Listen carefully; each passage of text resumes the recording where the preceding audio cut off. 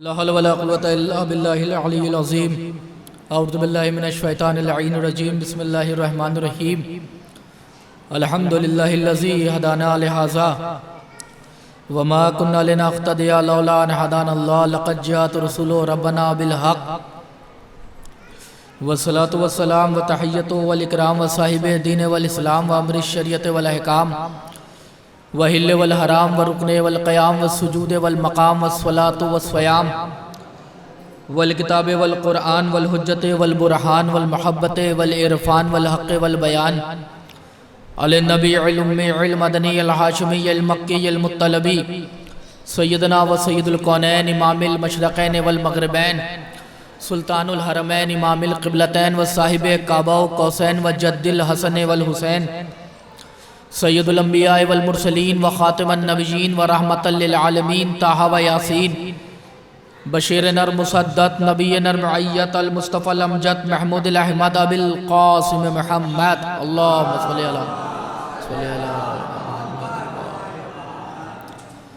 والصلاة والسلام علی یاسم الدین والایمان باب الامن والامان کلمت الرحمن کاسر الاسنام والاوسان الشاہد بالایمان والسابق بالاحسان مصداق مرج البحرین یلتقیان الامام المظفر والشجاع الغضنفر وقاسم طوبہ السقر ابی شبیر وشبر وحامل الباب الخیبر وساقی حوض الکوثر الذی سمتہ امہ حیدر الامام المختار صاحب ذوالفقار مصداق قال النبی المختار لاؤتین رائتا غدا رجلا کرارا وغیر فرار امام المشارق والمغارب اسد اللہ الغالب مطلوب کل طالب غالب لکل غالب علی ابن ابی طالب علیہ الصلاة والسلام اللہم صلی علی محمد و آل محمد وآل بیتہ الطیبین الطاہرین المعصومین المظلومین المنتجبین المنتخبین علی لعنت اللہ علی اعداء مجمعین من یومنا ھذا الی قیام یوم الدین اما بعد فقط قال اللہ تبارک و تعالی فی کتابہ الکریم و فرقان الحمید و قولہ الاحسان بسم اللہ الرحمن الرحیم قل لا اسألکم علیہ اجرا الا المودۃ فی القربى صدق اللہ العلی العظیم مل کر باواز بلند صلوات ارشاد فرمائیں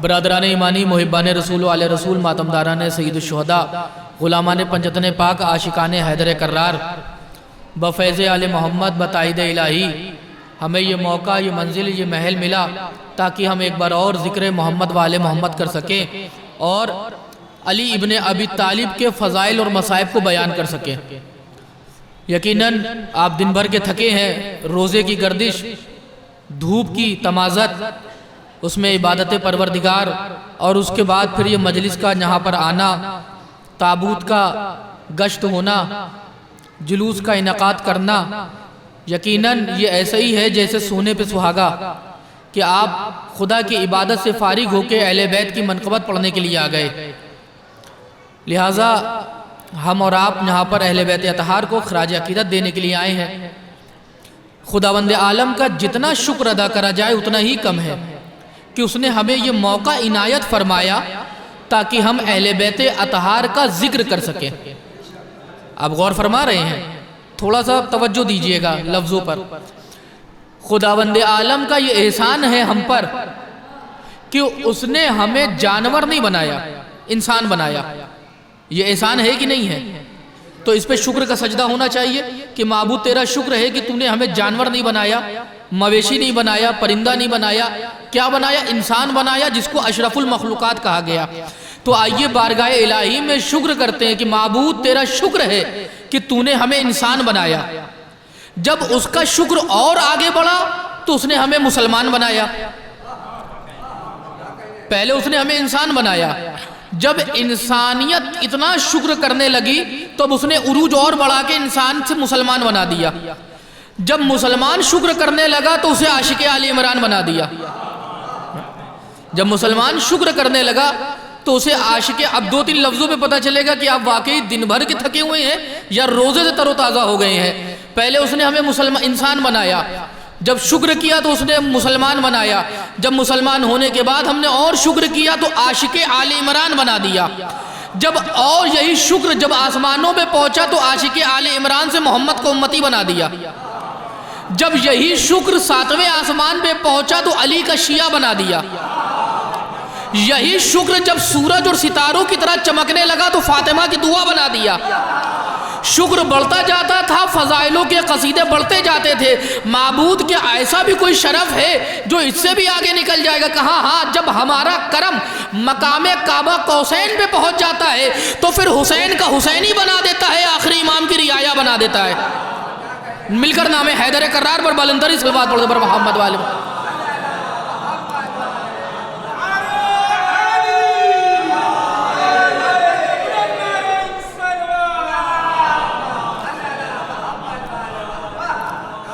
یہ آپ دیکھیں کہ یہ کرم ہے کہ نہیں ہے کہ ایک چاہنے والا ہے امام حسین کا، وہ کتنی فضیلتوں کا حامل ہے.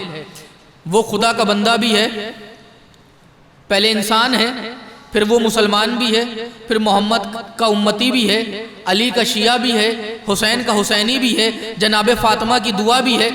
دنیا مری جا رہی ہے اس ایک کمال پانے کے لیے کہ دنیا پہچاننے لگے. آپ دیکھیں ایک جو سواسد ہوتا ہے، جو سواسد ہمارے یہاں پارشد جیت کے آتا ہے، وہ بھی جب سڑک بنواتا ہے تو اتنا بڑا پتھر پہلے لگوا دیتا ہے کہ جب جو اس سڑک سے گنے تو اس کو پتا چل جائے یہ سڑک کن کے دوارا بنائی گئی ہے، کن کے ذریعے بنائی گئی ہے، فلاں کا نام لکھا ہوا. اگر ایک روڈ پر لائٹ بھی لگی ہوگی تو لائٹ میں نام لکھا ہوگا کہ ان کے ذریعے سے یہ لائٹ لگوائی گئی ہے. یہ اس لیے کرایا جاتا ہے تاکہ زمانہ پہچانے، زمانہ ہمیں سمجھے، زمانہ ہمیں مانے.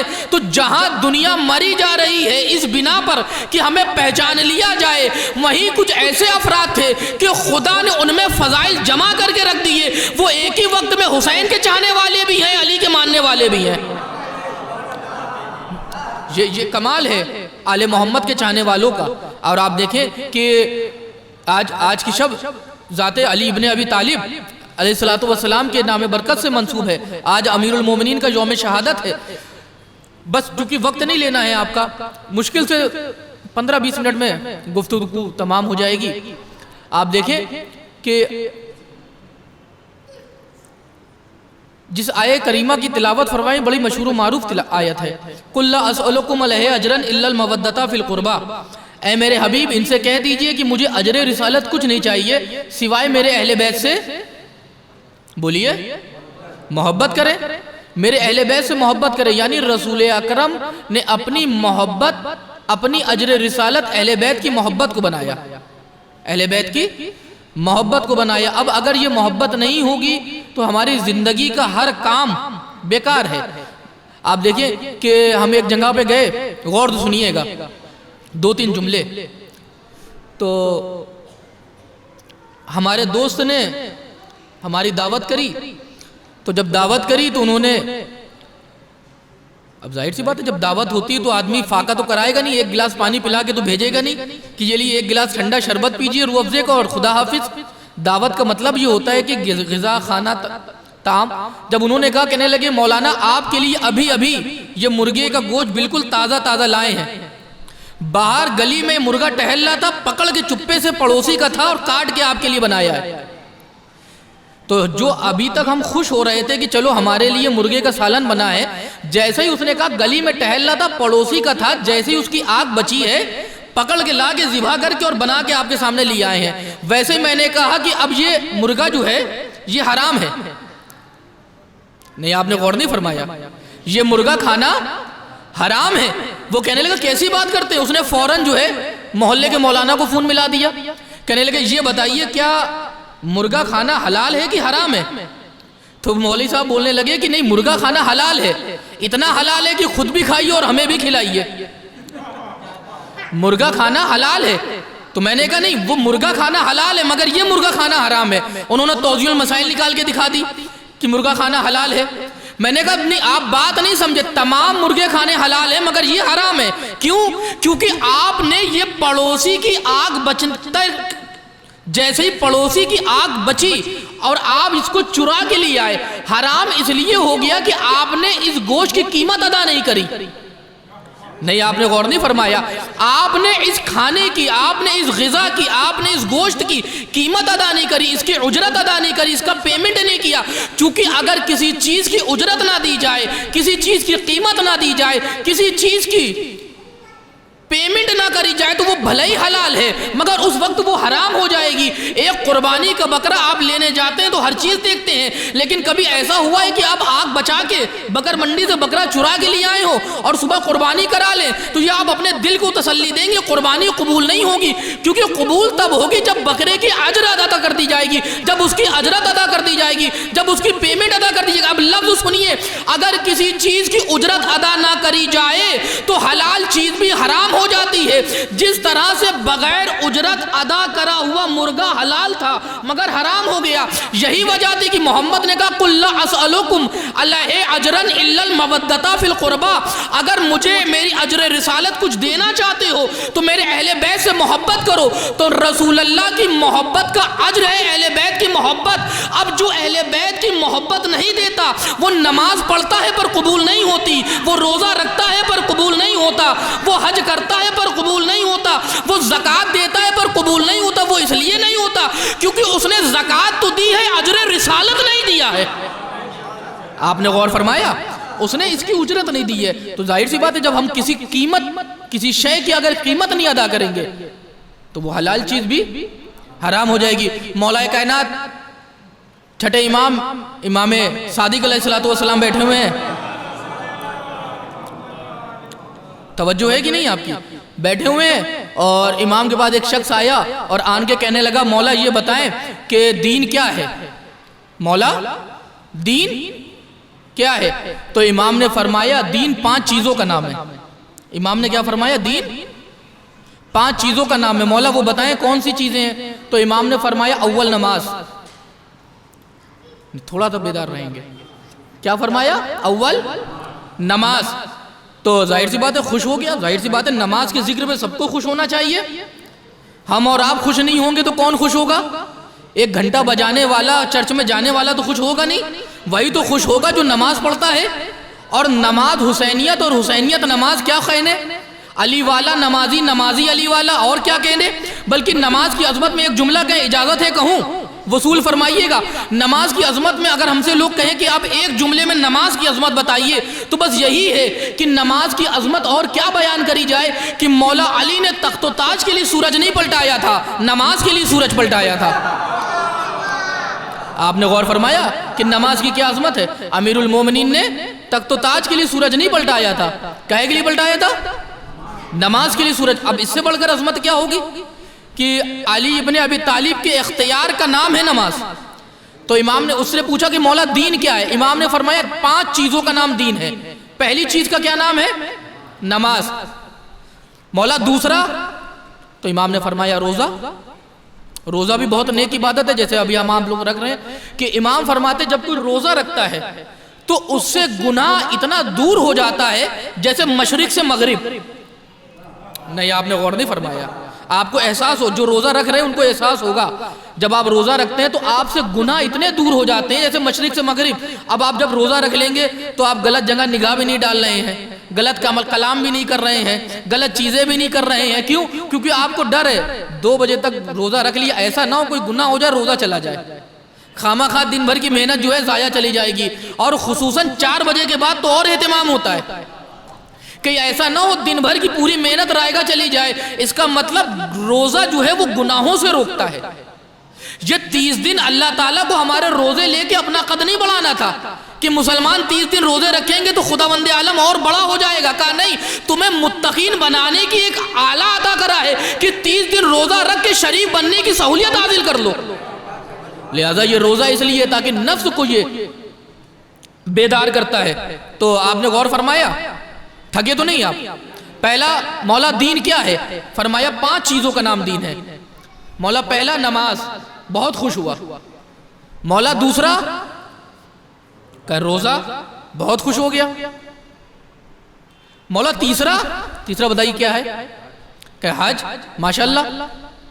تو اب ظاہر سی بات ہے اور خوش ہو گیا۔ ایک حج میں کتنی عبادتیں ہیں؟ خانہ کعبہ بھی چوم لیتے ہیں، مقام ابراہیم پہ سجدہ بھی کر لیتے ہیں، صفا مروہ کے درمیان دوڑ بھی لیتے ہیں، آب زمزم بھی پی لیتے ہیں، شیطانوں کو کنکری بھی مار لیتے ہیں، مینا میں بھی چلے جاتے ہیں، قربانی بھی کر لیتے ہیں۔ دیکھیں کتنے ثواب ہیں حج میں، بہت خوش ہوا۔ تو یہاں تک تو مرحلہ آ گیا۔ اب واقعی اگر مولا علی کو خراج عقیدت پیش کرنا ہے تو لفظ سنیے گا، کہتا ہے مولا دین کیا ہے؟ امام فرماتے دین 5 چیزوں کا نام ہے۔ مولا کیا کہتا ہے؟ پہلا نماز، بہت خوش ہوا۔ دوسرا روزہ، اور خوش ہوا۔ مولا تیسرا حج، اور خوش ہوا۔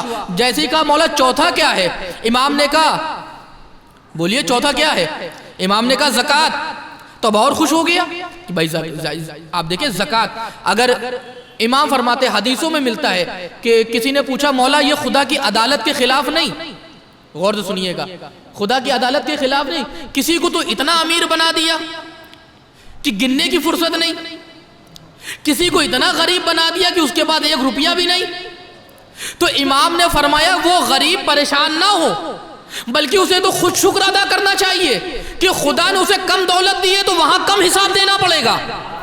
نئے لفظ نہیں پہنچے آپ کے، وہاں کم حساب دینا پڑے گا۔ امام فرماتے جو تمہیں معاشرے میں، محلے میں، علاقے میں امیر لوگ نظر آتے ہیں، یہ دولت ان کی نہیں ہے، بلکہ خدا نے غریبوں کی زکوٰۃ کا حصہ انہیں دیا ہوا ہے۔ اب وہ زکوٰۃ نہیں دیتے تو غریبوں کا حق مار رہے ہیں۔ جو غریب، جو امیر طبقہ آپ کو نظر آ رہا ہے، امام فرماتے ہیں خدا نے غریبوں کی زکوٰۃ کا حصہ انہیں عطا کیا ہوا ہے، ورنہ خدا کے تو عدالت کا عالم یہ ہے۔ جملہ سنیے گا اگر مجلس سننے، خدا کی عدالت کا عالم یہ ہے کہ اس نے جتنا سب کو دیا اتنا سب کو دیا ہے، یعنی کسی کو اکٹھا نہیں دیا، آدھا تمہارا ہے تو آدھا ان کا ہے، یہ ملکیت تمہاری نہیں ہے، آدھی تمہاری ہے تو آدھی غریب کی ہے، یہ جائیداد تمہاری نہیں، آدھی تمہاری ہے آدھی ان کی ہے، بلکہ اس کی عدالت کا تقاضا یہ ہے کہ گیہوں کے ایک دانے میں بیچ میں لکیر مار کے بتا دیا کہ اسے پورا نہ سمجھنا، آدھی تیری ہے آدھی غریب کی ہے۔ آپ نے غور فرمایا کہ اس کی عدالت کیسی ہے؟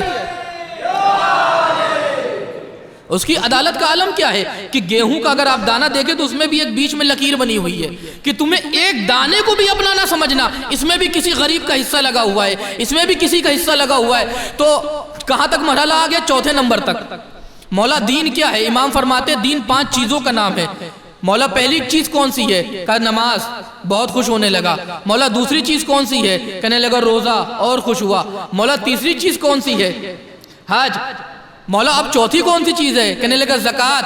اب 5ویں چیز کا نمبر تھا۔ اب یقیناً آپ کے بھی سماعت کا امتحان ہے اور محبت کا امتحان ہے۔ مولا 5ویں چیز کیا ہے دین میں جس کا نام دین ہے؟ تو فوراً مسکرا کے امام فرماتے الولایت علی ابن ابی طالب، ہمارے دادا کی ولایت، مولا علی کی ولایت۔ جیسے ہی اس نے کہا مولا 5ویں چیز کا نام کیا ہے؟ امام فرماتے 5واں جو دین ہے میرے دادا کی ولایت ہے۔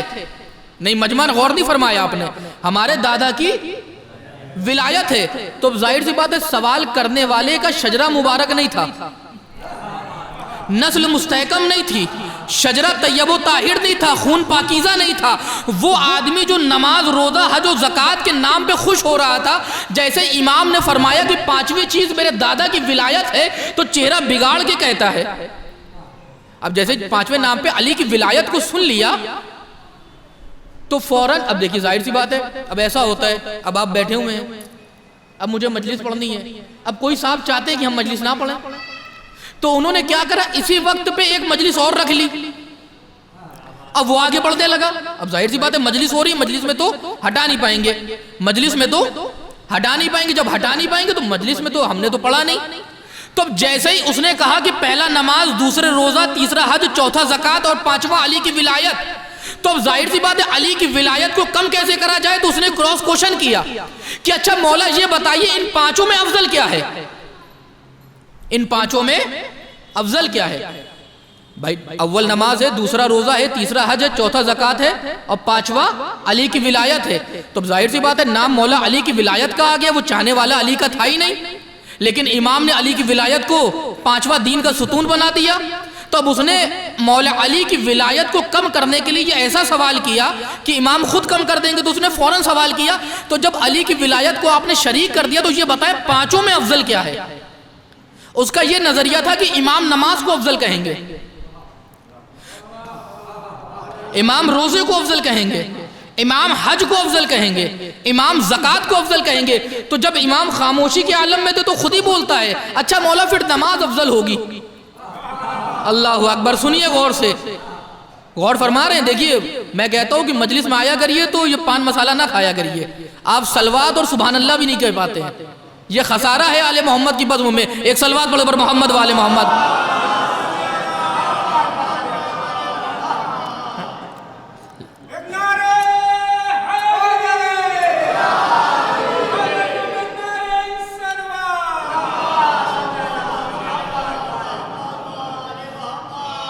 ہم چوراہے پہ کھڑے ہو کے 400 میٹر کی باتیں کرتے ہیں، لیکن جب فرش عزا پہ آتے تو ہم سے 2 جملے نہیں ادا ہوتے۔ ایسا لگتا ہے کہ جناب سیدہ نہیں چاہتی کیا؟ عزیزان گرامی، یہ بہت طیب و طاہر مقام ہے، لہٰذا اس کی کچھ حفظ مراتب ہونے چاہیے۔ تو مولا پانچوں میں افضل کیا ہے؟ امام فرماتے ہیں کہ پہلا نماز، دوسرے روزہ، تیسرے حج، چوتھے زکوٰۃ اور پانچویں علی کی ولایت۔ تو مولا پانچوں میں افضل کیا؟ امام خاموش ہے، بتاتے نہیں، تو خود ہی کہتا ہے اچھا نماز ہوگی، امام نے کہا ہرگز نہیں۔ تو پھر پریشان ہو کے کہتا اچھا مولا روزہ ہوگا، امام نے کہا بالکل نہیں۔ اس نے کہا مولا پھر حج تو ہوگا، اتنی بڑی عبادت کا نام ہے، امام نے کہا حج تو ہو ہی نہیں سکتا۔ اللہ اکبر۔ تو کہا مولا پھر زکوٰۃ ہوگی، امام نے کہا زکوٰۃ بھی نہیں ہو سکتی۔ تو کہا مولا پانچویں میں پھر افضل کیا ہے؟ کہنے لگے جو بچ گیا۔ مولا پھر پانچوں میں افضل کیا ہے؟ کہا جو بچ گیا، تو بچا کیا تھا؟ کہا مولا علی کی ولایت، چونکہ سوال کرنے والے کا شجرہ درست نہ تھا، خون پاکیزہ نہ تھا، نسل مستحکم نہ تھی، خانوادہ مبارک نہ تھا، وہ آدمی جو نماز اور روزہ و حج و زکوٰۃ کے ذکر پہ خوش ہو رہا تھا، جیسے امام صادق نے فرمایا ان پانچوں میں افضل میرے دادا کی ولایت ہے، تو فوراً کھڑا ہو گیا اور اظہار ملامت کرنے لگا کہ واہ مولا واہ، آپ لوگ کے بھی کیا رنگ ہے، آپ کے بھی کیا عالم ہے کہ آپ اپنے فضائل پیش کرنے کے لیے کیا کچھ نہ کرتے۔ وہ نماز جو خدا کے لیے تھی وہ ہلکی ہو گئی، وہ روزہ جو خدا کے لیے تھا وہ ہلکا ہو گیا، وہ حج جو خدا کے لیے تھا وہ ہلکا ہو گیا، وہ زکوٰۃ جو خدا کے لیے تھی ہلکی ہو گئی، اور آپ کے دادا علی کی ولایت ان چاروں سے افضل ہو گئی۔ امام صادق فرماتے بدبخت تجھے کیا خبر دین کی کہ نماز مسافر پہ عادی ہے، روزہ بیمار کو معاف ہے، حج غریب پہ ہوتا نہیں، بھوکے پہ زکوٰۃ واجب نہیں، لیکن میرے دادا کی ولایت امیر پہ بھی واجب ہے، غریب پہ بھی واجب ہے۔ آپ نے غور فرمایا میں کیا کر رہا ہوں؟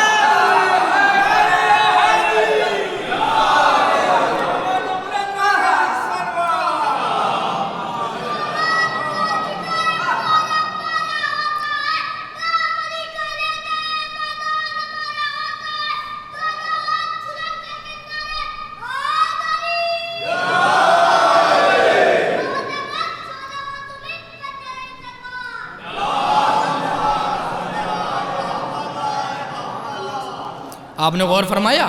امام نے فرمایا کہ تجھے دین کی کیا خبر،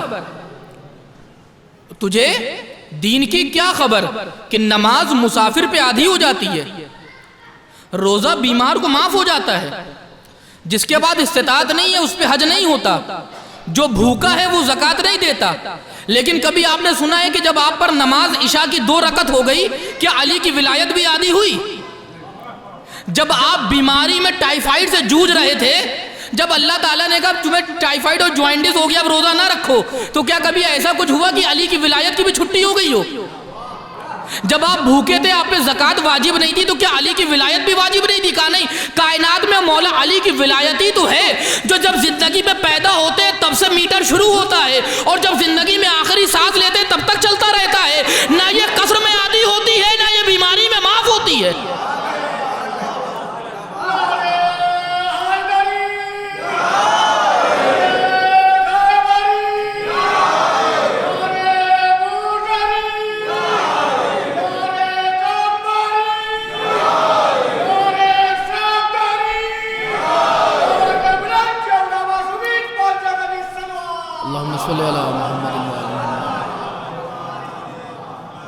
آپ نے غور، یہ ذات علی بن ابی طالب علیہ السلام ہے۔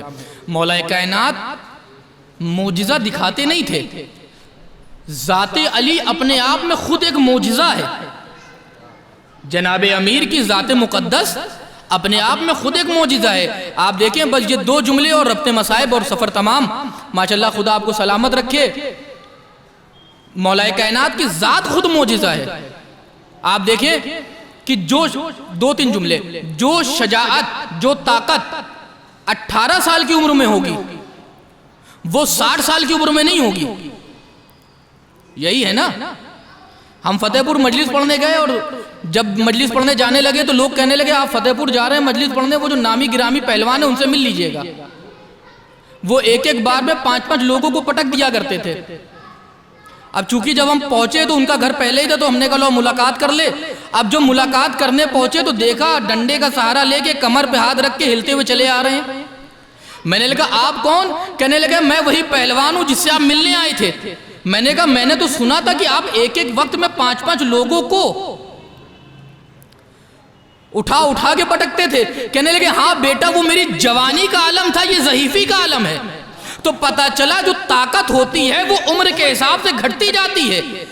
22 سال میں طاقت کا عالم الگ ہوتا ہے، 50 سال میں طاقت کا عالم الگ ہوتا ہے. جو طاقت اور جو شدت آپ 30 سال میں دکھا لیں گے وہ 60 سال میں نہیں دکھا پائیں گے. لیکن ذات علی ابن ابی طالب معجزہ ہے. جو جوانی علی کی بدر میں تھی وہی 60 سال کی عمر جنگ صفین میں بھی ہے. مولا علی نے جنگ بدر جو لڑی ہے وہ تقریباً 24 سے 22 سال کے آس پاس لڑی ہے. اور جنگ صفین میں علی جناب امیر کم سے کم 60 کے آس پاس ہے. کہاں 25 سال کہاں 60 سال. نہیں غور نہیں فرمایا آپ نے. کہاں 25 سال کہاں 60 سال. اور جنگ صفین میں جب علی 60 سال کے ہیں لیکن شجاعت کا عالم یہ ہے کہ جب علی یزید کے باپ کے مد مقابل آئے اور آگے کہنے لگے کہ کیوں ان کا خون بہاتا ہے، آمنے سامنے ہم تم لڑ لیتے ہیں، جو جیت جائے وہی بازی لے جائے. تو عمرو عاص کہنے لگا کہ بات تو علی ٹھیک کہہ رہے ہیں کہ جا کے لڑ لو اور علی کو زیر کر دو. جملہ سنیے تو یزید کے باپ کا تاریخ میں جملہ قید ہوا.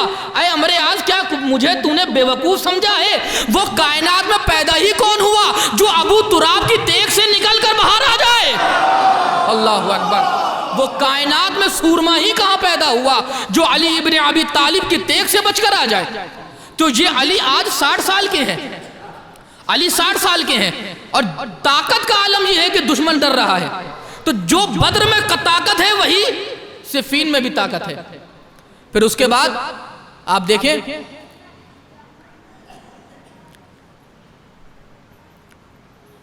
ہمارے اندر جو ایک صفات جب بڑھتی ہے تو ایک صفات گھٹنے لگتی ہے. میں نے کہا نا کہ ذات علی ابن ابی طالب اپنے آپ میں ایک معجزہ ہے. ہمارے بھائی بیٹھے ہوئے ان کے والد صاحب ڈاکٹر ہیں.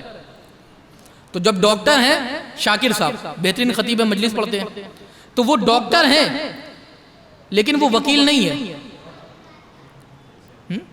جو وکیل ہوگا وہ انجینئر نہیں ہوگا، جو انجینئر ہوگا وہ پائلٹ نہیں ہوگا. نہیں غور نہیں فرما رہے ہیں. جو پلین اڑانے والا ہوگا وہ اسکول میں پروفیسر نہیں ہوگا. جو پروفیسر ہوگا وہ گھر کا نقشہ بنانے والا نہیں ہوگا. پتا چلا ہم جب اب آپ دیکھیں گھر میں بچہ پیدا ہوا. اب جیسی بچہ پیدا ہوتا ہے تو ماں باپ کے ارمان جاگتے ہیں. ماں کہتی ہے ہم اپنے بچے کو وکیل بنائیں گے، باپ کہتا ہے نہیں ہم ڈاکٹر بنائیں گے. ایسا ہوتا ہے کہ نہیں ہوتا ہے؟ تو اب بچے کو ڈاکٹر بنایا جا رہا ہے، اس کو داخلہ دلایا جا رہا ہے. انٹر کے بعد اس کو جو ہے ڈاکٹری لائن میں ڈالا جا رہا ہے. اب بچہ جو ہے پڑھتے جب وہ 30 35 40 سال پر پہنچا تب اس کے آگے ڈاکٹر لگا. اگر وہ پڑھ لے گیا تو تب بھی نہیں بن پائے گا. یعنی ہم نے اپنی زندگی کا 1/3 حصہ جب ایک شعبے میں لگایا تو ایک صفت کے قابل ہوئے، وہ بھی ماہر نہیں ہوئے. کائنات میں کوئی یہ نہیں کہہ سکتا کہ ان سے بڑا ڈاکٹر نہیں، ان سے بڑا وکیل نہیں، ان سے بڑا انجینئر نہیں. لفظ سنیے آخری لفظ اور مجلس تمام ہے کہ علی کی ذات معجزہ ہے اپنے آپ پر. ہم جب ڈاکٹر بنتے ہیں تو وکیل نہیں ہو سکتے، وکیل ہے تو کوئی انجینئر نہیں ہو سکتا، انجینئر ہے تو وہ پروفیسر نہیں ہو سکتا، پروفیسر ہے تو وہ پائلٹ نہیں ہو سکتا، پائلٹ ہے تو وہ محدث نہیں ہو سکتا، محدث ہے تو وہ عالم نہیں ہو سکتا. ایک وقت میں ایک صفات ہوتی ہے، 1000 صفاتیں نہیں ہو سکتی. کیونکہ جیسے جیسے ایک صفت بلند ہوتی جاتی ہے اور صفتیں گھٹتی چلی جاتی ہیں. لیکن یہ ذات علی ابن ابی طالب کا کمال ہے کہ علی ایک وقت میں بہادر بھی ہے، خطیب بھی ہے، عالم بھی ہے، عابد بھی ہے، زاہد بھی ہے، متقی بھی ہے، پرہیزگار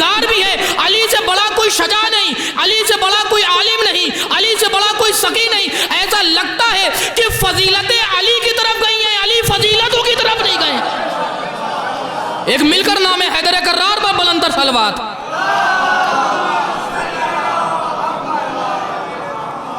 आपने गौर फरमाया कि ऐसा लगता है कि फजीलत अमीरुल मोमिनीन के पीछे चलती चली जा रही हैं। अली एक वक्त में सब कुछ है। और मेरे मौला की जिंदगी के 3 सवाल, 3 हजरतें, जब किसी ने पूछा कि क्या आपके दादा की कोई ख्वाहिशें बाकी रह गई, तो इमाम ने फरमाया 3 ख्वाहिशें। कहा मौला वो कौन सी? कहा मेरे दादा की 3 ख्वाहिशें थी। सुनेंगे कि नहीं? कहा 3 ख्वाहिशें। कहा पहली, कहा मेरे दादा की पहली ख्वाहिश ये थी कि मैं जितना बड़ा बहादुर हूं, सामने से उतना बड़ा कोई लड़ने नहीं आया। अल्लाह अकबर। अज़ीज़ान गिरामी, ये मारिफत के जुमले हैं। वो फरमाते हैं कि मेरे दादा की पहली हसरत ये थी कि मैं जितना बड़ा बहादुर हूं, सामने तो कोई उतना बड़ा आया ही नहीं। दूसरी हसरत ये थी कि अली फरमाते थे कि मैं जितना बड़ा सखी हूं, इतना किसी ने मांगा ही नहीं। अल्लाह अकबर। तीसरे जुमले पे आपको और खुश होना है। पहले पे क्या कहा कि मैं जितना बड़ा बहादुर हूं, इतना बहादुर कोई लड़ने ही नहीं आया। दूसरी हसरत यह थी कि जितना बड़ा मैं सखी हूं, इतना किसी ने कुछ मांगा ही नहीं। फरमाते मेरे दादा की तीसरी हसरत तो नायाब थी कि अली फरमाते थे जितना बड़ा मैं आलिम हूं, इतना बड़ा किसी ने सवाल ही नहीं किया। अज़ीज़ान गिरामी, ये अमीरुल मोमिनीन है, ज़ाते अली इब्न अबी तालिब का अल्लाह ने पूरे कमालात अली इब्न अबी तालिब में जमा कर दिए और जमा कर कर अपनी ज़ात का मजहर बना दिया कि इसे देखते जाओ, मुझे पहचानते जाओ कि जब बंदा ऐसा है तो माबूद कैसा होगा, जब मखलूक ऐसी है तो खालिक कैसा होगा, जब खल्क होने वाला ऐसा है तो खल्क करने वाला कैसा होगा, जब पैदा होने वाला ऐसा है तो पैदा करने वाला कैसा होगा। अज़ीज़ान गिरामी, लेकिन आज उसी ज़ाते बाबरकत की यौम शहादत के लिए हम बरपा हुए हैं। अमीरुल मोमिनीन अली इब्न अबी तालिब अलैहिस्सलातु वस्सलाम की आज यौम शहादत। 19 रमज़ान से ये मुस्तकिल काफिला जारी व सारी है। हमारे हैदर साहब अपना कानपुर अज़ादारी कवरेज, मातमदारी, ताबूत, सीना ज़नी, लेकिन मुस्तकिल अय्याम अज़ा है। क्यों? क्योंकि जिसकी मोहब्बत पर हम सीना फुलाते हैं, आज उसकी शहादत का दिन है। आज बहुत सख्त दिन है। अहले बैत अतहार ने पूछा कि मौला ये बताएं कि आपके घराने में, तवज्जो है कि नहीं, आपके घराने में सबसे ज्यादा बड़ा साबिर कौन है? आपके घराने में इमाम से सवाल हुआ, चौथे इमाम से, मौला आपके घराने में सबसे बड़ा साबिर कौन है? तो सवाल करने वाले का नजरिया ये था कि वो बताएंगे कि सबसे बड़ा साबिर हमारे यहाँ हुसैन है। उनका ये नजरिया था। का इमाम ने कहा नहीं, हमारे घर में सबसे बड़े जो साबिर का नाम है वो हमारे दादा अली इब्न अबी तालिब। तो इमाम ने पूछा क्यों? कहने लगे आपके बाबा क्यों नहीं, बल्कि अली अकबर का लाशा तो आपके बाबा हुसैन ने उठाया, कासिम के पामाल लाशा तो आपके बाबा ने उठाया, चचा अब्बास के शाने तो आपके बाबा ने उठाए, 71 शुहदा के लाशें तो आपके बाबा ने उठाए, फिर आपके बाबा से बड़े साबिर आपके दादा अली कैसे हो गए? तो इमाम फरमाते, चाहने वालों जुमला सुनिए, कहने लगे मेरे बाबा की हुसैन की सबसे बड़ी जो मुसीबत थी वो ये थी कि बहनों का पर्दा लुट जाना, लेकिन ये मुसीबत मेरे बाबा के गला कटने के बाद आई है।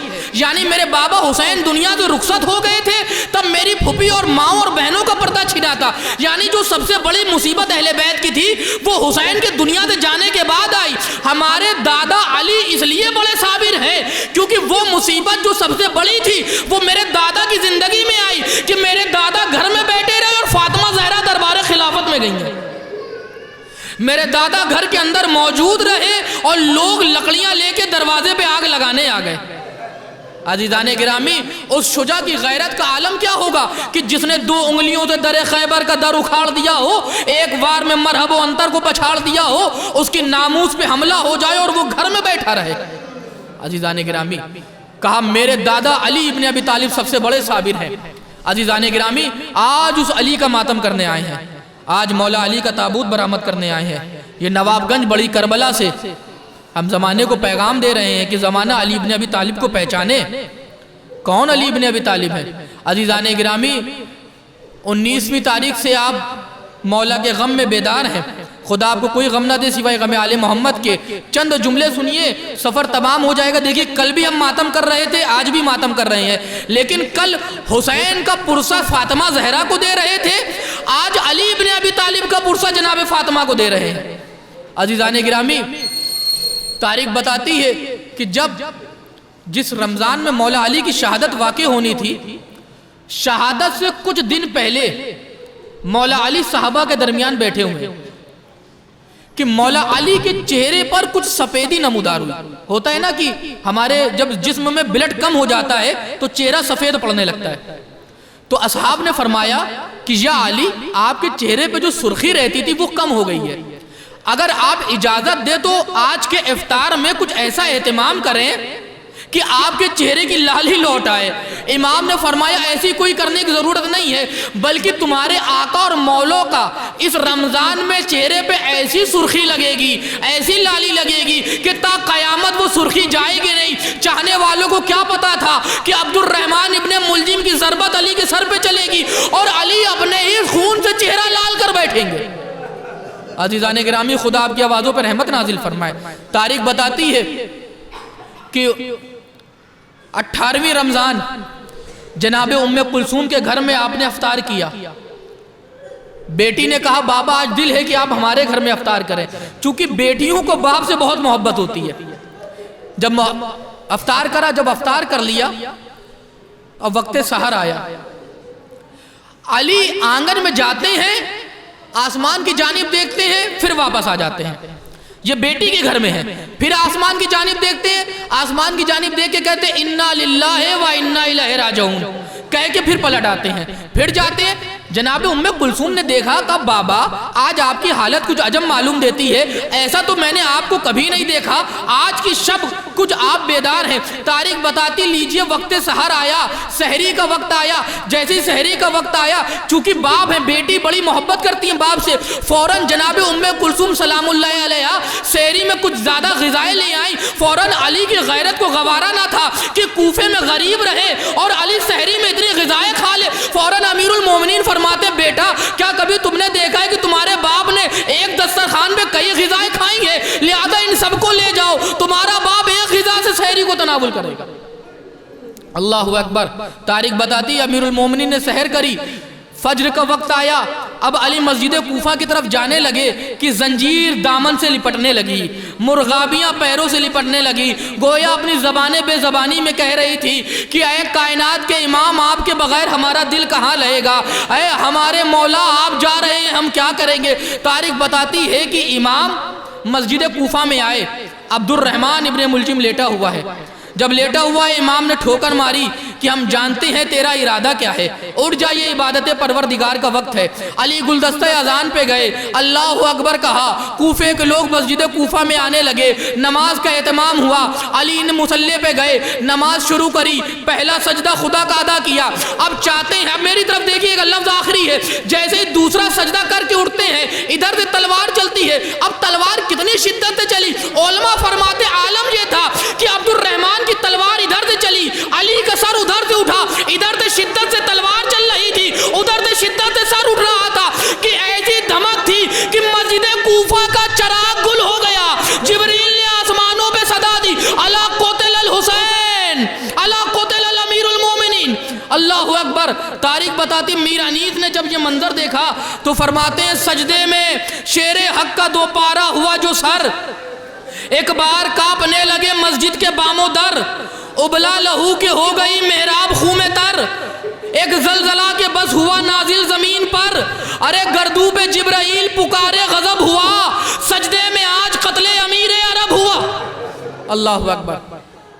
گردو پہ جبرائیل پکارے غضب ہوا، سجدے میں آج قتل امیر عرب ہوا. عزیزان گرامی، تاریخ بتاتی ہے کہ مولا علی کے چہرے سے پہ خونی خون، سر سے خون کا پھوارہ جاری ہے.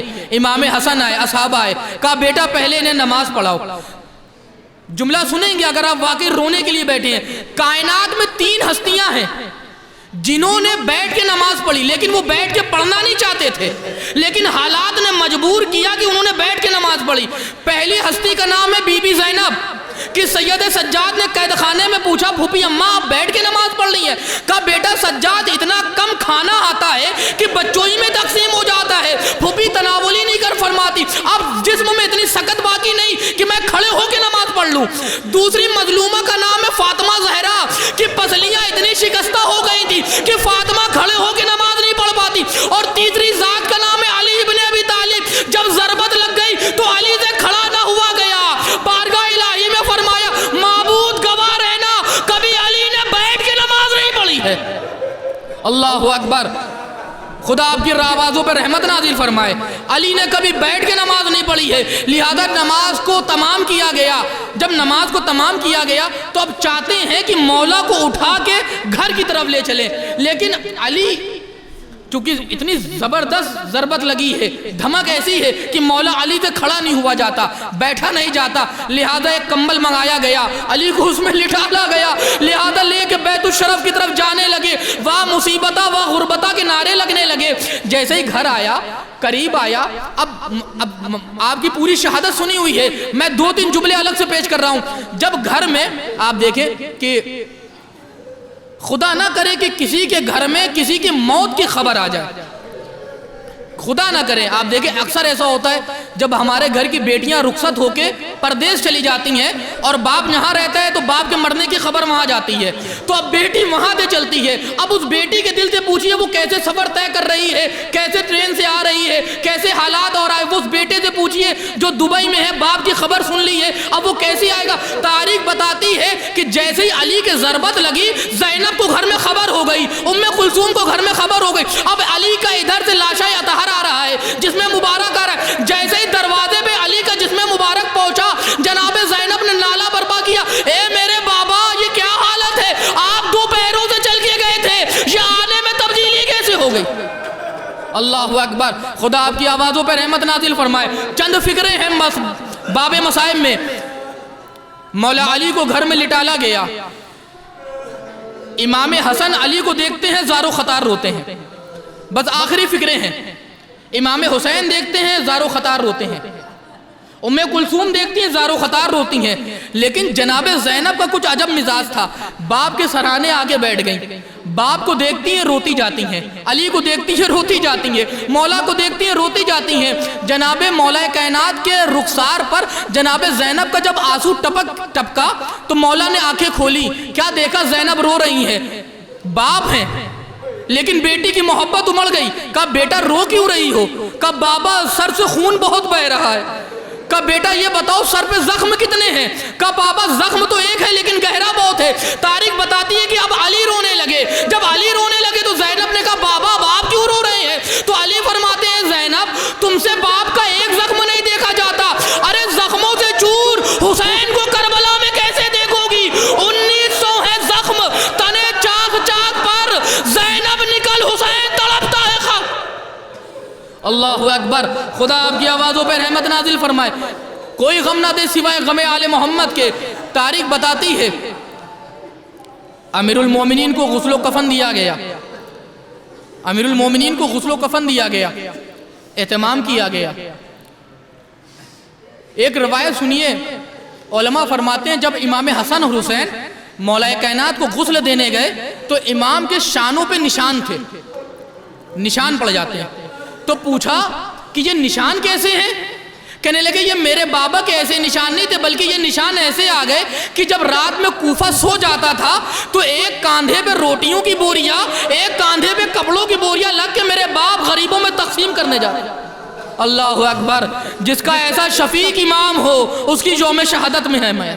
اللہ اکبر، تاریخ بتاتی امام کا جنازہ تیار کیا گیا، امام نے وصیتیں فرمائی تھی حسن سے کہ دیکھو میرا جنازہ آگے سے مت اٹھانا، آگے سے ملائکہ اٹھائیں گے، جہاں جہاں جنازہ جائے وہاں وہاں جنازہ لے کے جانا، میری قبر پہلے سے تیار ہوگی، جناب نوح علیہ السلام نے میری قبر پہلے سے تیار کر رکھی ہے، وہاں لے جانا، میرے قبر کے نشان کو مخفی رکھنا، چھپا دینا۔ آپ دیکھیں کہ جو علی کائنات کو ہر کچھ دینے آئے وہ ان کی اپنی قبر مٹا دی گئی، تعویذ قبر چھپا دیا گیا۔ امام حسن اور حسین نے جنازے میں شرکت کری، جنازے کو باپ کو لے کے گئے، باپ کو قبر میں اتارا، قبر کو جب اتار کے پلٹے ہیں کہ اب چاہتے ہیں کہ حسنین گھر جائیں، کیا دیکھا کہ ایک صحرا سے رونے کی آواز آ رہی ہے. بس یہ واقعہ سنیے اور سفر تمام کروں. صحرا سے رونے کی آواز آ رہی ہے، چونکہ کائنات کے امام ہے امام حسن، کائنات کے امام ہے امام حسین. رونا دیکھا نہ گیا، آواز کے بے سہارے سے پہنچے. کیا دیکھا کہ ایک نابینا شخص ہے، ایک ضعیف ہے اور رو رہا ہے. کہا بھائی تم رو کیوں رہے ہو؟ کہا بھوک سے بڑی بے چینی ہے. کہا بھوک سے کیوں بے چینی ہے؟ کہنے لگے بھوک سے عالم یہ ہے کہ ابھی ابھی میرا ایک کفیل ہے، ایک چاہنے والا ہے، روز مجھے آ کے کھانا کھلاتا ہے، روز مجھے آ کے شفقت سے نوالے کھلاتا ہے، لیکن وہ آج 3 دن ہو گئے ابھی تک آیا نہیں ہے. میں اس انتظار میں رو رہا ہوں اور خدا سے دعا کر رہا ہوں کہ بار الہ وہ جہاں بھی ہو خیریت سے ہو. تو امام حسن نے پوچھا وہ کیسا تھا؟ اس نے کبھی نام بتایا؟ کہ وہ کبھی نام نہیں بتاتا تھا. جب بھی اس سے نام پوچھا تو وہ یہی کہتا تھا بس یہ سمجھو ایک غریب کے پہلو میں بیٹھا ہے، ایک بھوکا ایک بھوکے کے پہلو میں بیٹھا ہے، ایک مسکین کے پہلو میں بیٹھا ہے. 3 دن ہو گئی مگر وہ نہیں آیا. ارے حسنین سمجھ گئے کہ اب وقت قیامت نہیں آئے گا. وہ ہمارے بابا علی ابن ابی طالب تھے، وہ تمہارے غریب تمہاری مدد کرنے آتے تھے، ابھی ابھی ان کو سپرد خاک کر کے آ رہے ہیں. بس اس نے کہا ہماری خواہش یہ ہے کہ علی کی قبر پہ لے چلو. اس ضعیف کو حسنین قبر پہ لے کے آئے، اپنے آپ کو علی کی قبر پہ گرا دیا. اے مولا غریب کا سلام آخر قبول کریں. آپ قریب بھی آتے رہے لیکن ہمیں پتہ بھی نہ چلا. اللہ لعنت اللہ علی القوم الظالمین. اللہم ان قتلت امیر المومنین، اللہم ان قتلت امیر المومنین، اللہم ان قتلت امیر المومنین. ربنا تقبل منا انک انت السمیع العلیم، وآخر الدعوانا الحمدللہ رب العالمین. یا علی